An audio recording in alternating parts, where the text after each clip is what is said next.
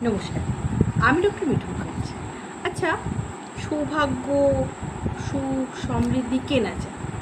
এবার ধরুন এখন নয়, এটা আগে ছিল না যদিও, মানে আমি যখন ছোট ছিলাম তখন আমি দেখিনি কারোর বাড়িতে কুকুর পুষতে। দেশি কুত্তা মানে কুকুর যেগুলো হয় সেগুলোই সকলের বাড়িতে দু একটা করে পড়ে থাকতো, তাও পরিমাণে কম। ইদানিং যেমন বেড়ে গেছে, তাও পরিমাণে কম। তো সেই পোষ্য দিয়ে নিজের ভাগ্য নিজে কী করে পরিবর্তন করবেন সেটা বলুন।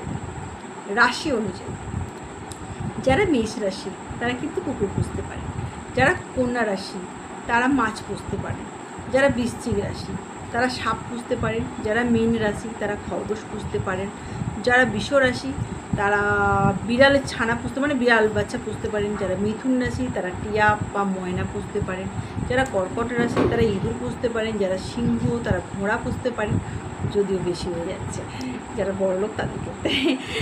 যারা তুলা তারা হচ্ছে রাশিয়ান বুল ক্যাট যাকে বলা হয় পুষতে পারেন, আর ধনু তারা কচ্ছপ পুষতে পারেন, মকর যারা গরু পুষতে পারেন, আর কুম্ভ যারা হচ্ছে লাভবার্ড পুষতে পারেন।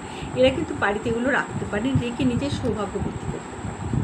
অনেকে হয়তো জানা নেই, তাই একটু বলে দিলাম। ভালো লাগলে নিজেরা পুষুন এবং একটা প্রাণ বাঁচান। আমার বাড়িতে 5টা থেকে 6টা আছে। নমস্কার।